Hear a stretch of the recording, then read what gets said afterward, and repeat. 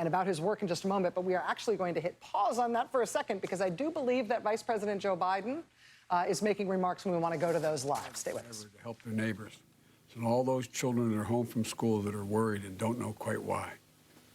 Doctors, nurses, EMTs, and public health officials, as well as the frontline emergency workers like firefighters and dedicated folks working to keep the shelves stocked in the grocery stores.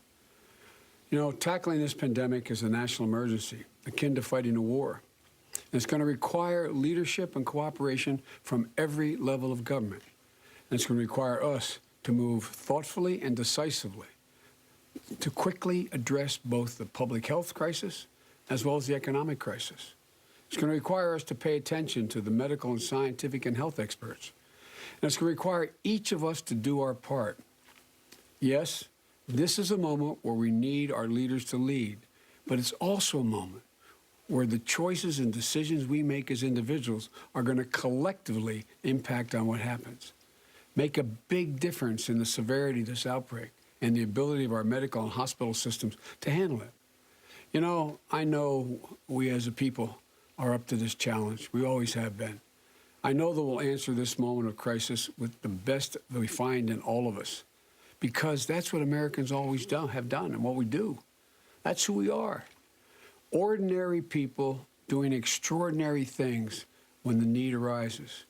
And today, we're moving quickly to adapt our routines to meet this challenge. Americans in 3 states went to the polls today.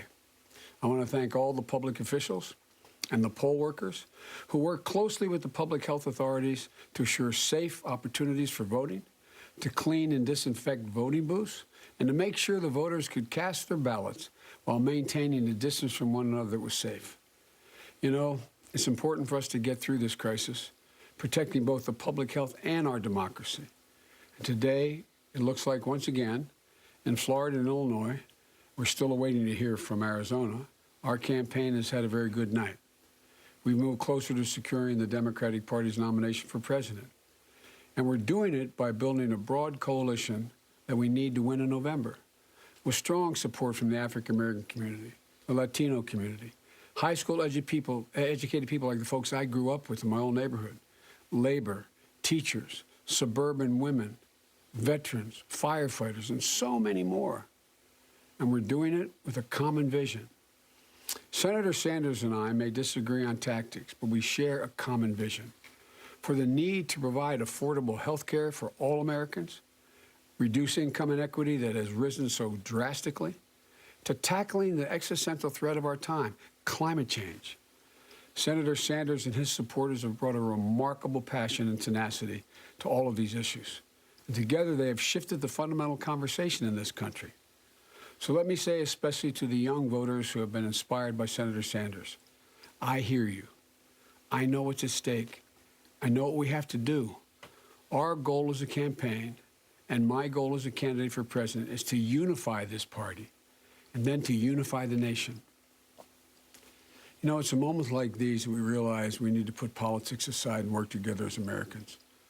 The coronavirus doesn't care if you're a Democrat or Republican. It will not discriminate based on national origin, race, gender, or your zip code. It will touch people in positions of power, as well as the most vulnerable people in our society. We're all in this together. This is a moment for each of us to see and believe the best in every one of us, to look out for our neighbor, to understand the fear and stress that so many are feeling, to care for the elderly couple down the street, to thank the healthcare worker, the doctors, the nurses, the pharmacists, the grocery store cashier, and the people restocking the shelves, to believe in one another. Because I assure you, when we do that, when we see the best in each of us, we lift this nation up, and we'll get through this together. That's how we've always done it.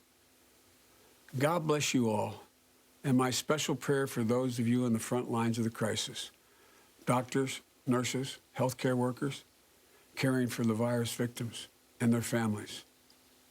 My prayers are going out for everyone. My hopes are high because I believe in times of crisis, Americans have always stepped up. We have to step up and care for one another. Thank you all. Thank you all for listening. Vice President Joe Biden on a night that his campaign has, in his words, had a very good night. NBC News has projected tonight that Vice President Biden will win both Florida and Illinois. There was supposed to be an Ohio primary tonight as well, but that was called off in terms of in-person voting today at the very last moment after an extraordinary intervention by Ohio's Governor Mike DeWine and an order from that state's health office to shut it down on account of public health emergency.